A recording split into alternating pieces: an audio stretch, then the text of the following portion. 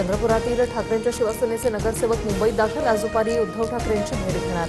भाजपसोबत सत्तेत जाण्यावरून ठाकरेंची सेना आणि काँग्रेसमध्ये झालेला वाद.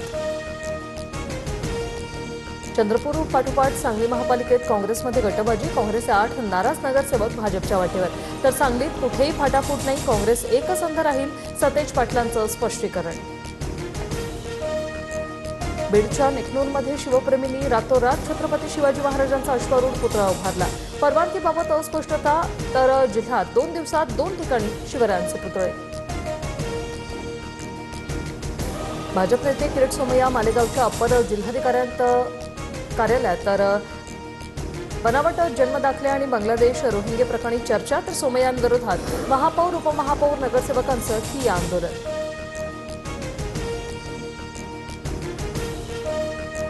अधिवेशनाच्या दुसऱ्या दिवशी मंत्रालयातील लाचखोरी प्रकरणावरून विरोधक आक्रमक. मंत्री नरहरी झिरवाळ राजीनाम्याची मागणी. विधिमंडळाच्या पायऱ्यांवर जोरदार घोषणाबाजी. नागपूरमधील 12वी पेपरफुटी प्रकरणाचा तपास आता एसआयटीकडे. 5 सदस्यांचं पथक चौकशी करणार. आतापर्यंत खासगी क्लास संचालकांसह चौघांना अटक. परभणी, लातूर, बीड, धाराशिव, वर्धात अवकाळी पावसाचा तडाखा. गहू, ज्वारी, हरभऱ्याचं पीक भुईसपाट. कांदा, आंबा, द्राक्ष बागांनाही मोठा फटका. तर विदर्भातील चंद्रपूर, यवतमाळ, गडचिरोलीला येलो अलर्ट जारी. विदर्भातील महत्वाकांक्षी वैनगंगा नळगंगा नदीजोड प्रकल्पाला मान्यता. जलसंपदा मंत्री गिरीश महाजनांचा ऐतिहासिक निर्णय. नागपूर, वर्धा, अमरावती, यवतमाळसह 8 जिल्ह्यातील 38 तालुक्यांचा पाणी प्रश्न मिटणार. एसटीच्या डिझेल खरेदीची निविदा प्रक्रिया इतर राज्यांसाठी खुली. कमी दराने इंधन पुरवठा करणाऱ्या राज्यांकडून इंधन खरेदी करणार. कमी वॅट असल्याने डिझेलचं कंत्राट गुजरातकडे जाण्याची शक्यता. पैठणमध्ये नाथषष्ठी उत्सवासाठी गोदावरीचं पात्र कोरडं होतात. सोनं शोधण्यासाठी नागरिकांची झुंबड.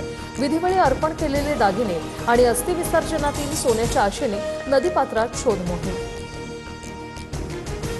नाशिकच्या त्र्यंबकेश्वर तालुक्यातील हर्सुल परिसरात 24 तासात भूकंपाचे 4 धक्के. 1.5 रिश्टर स्केलपर्यंत भूकंपाची नोंद. ग्रामस्थांकडून आपत्ती व्यवस्थापन प्रशिक्षणाची मागणी. मुंबईतील हवेची गुणवत्ता पुन्हा एकदा धोक्याच्या उंबरठ्यावर. दादर परिसरातील AQI 150 पार. वाढत्या प्रदूषणाच्या पार्श्वभूमीवर नागरिकांनी घराबाहेर पडताना मास्क वापरण्याचं आवाहन. राज्यावरून दिल्लीला जाणाऱ्या एअर अँब्युलन्सचा भीषण अपघात. खासगी विमानातील 7 जणांचा मृत्यू. झारखंडच्या चतरा जिल्ह्यातील कसरिया पंचायत परिसरातील घटना.